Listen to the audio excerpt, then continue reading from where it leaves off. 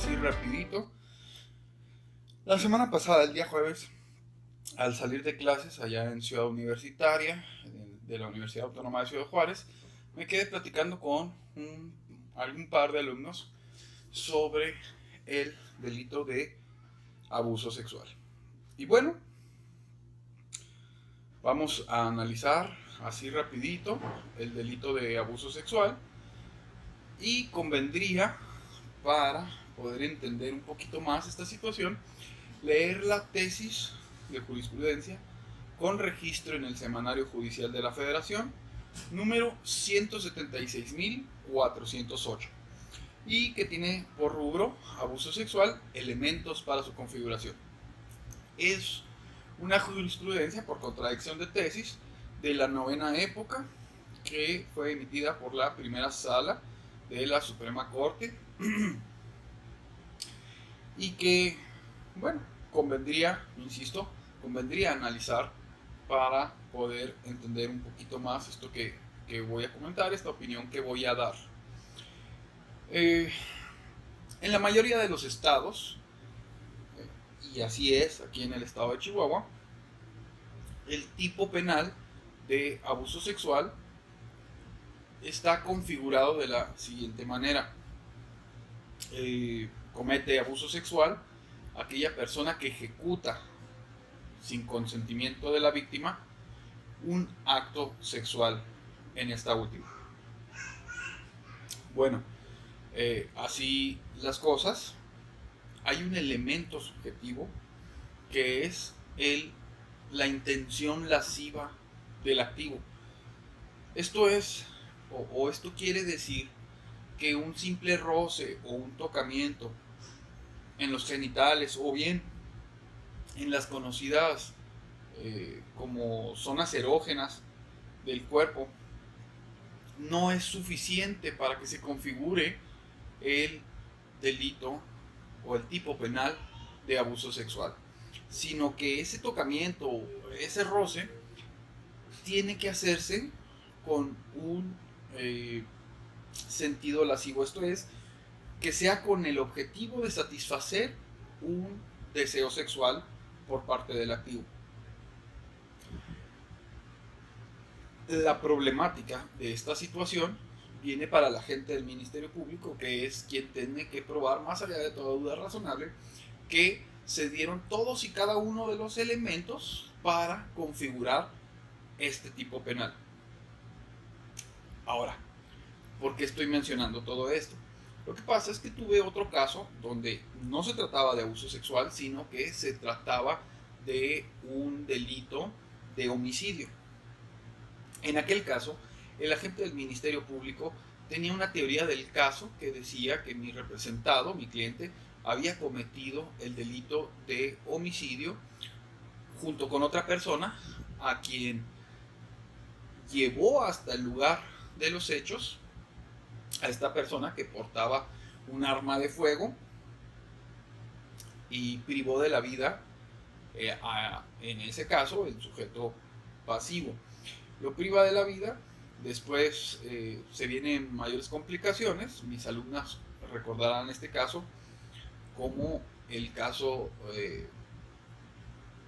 donde una persona mata a otra y luego viene el hermano y mata a la primera, etcétera. Fue una situación muy compleja. Pero lo que llama de la atención de este caso fue que en aquella ocasión nos dictaron un auto de no vinculación a proceso en virtud de que dice el juez, y yo voy de acuerdo con su teoría o con su tesis doctrinal, ¿no? Es una tesis jurisprudencial, sino es una tesis doctrinal, donde dice que para demostrar la intención del sujeto activo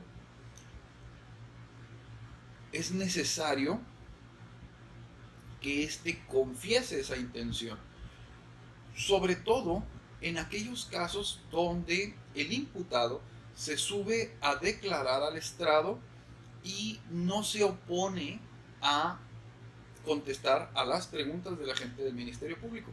Entiendo que si el imputado hace uso de su derecho a no declarar por aquello de evitar la autoincriminación, pues el agente del Ministerio Público se tiene que hacer valer de otros elementos de prueba para poder probar la intención que tenía el sujeto. Sin embargo, en aquel caso, el imputado subió a declarar.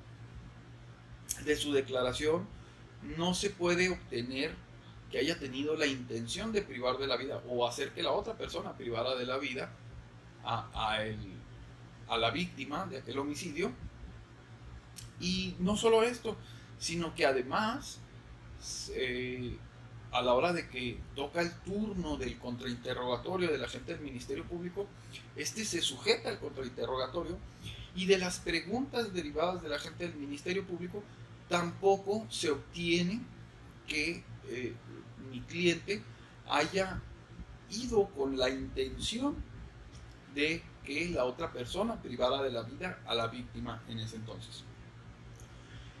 Y dice, a pesar de que estuvo en el estrado, de su declaración o de su declaración en contrainterrogatorio, no se obtiene que haya tenido esa intención, por tanto dictó un auto de no vinculación a proceso.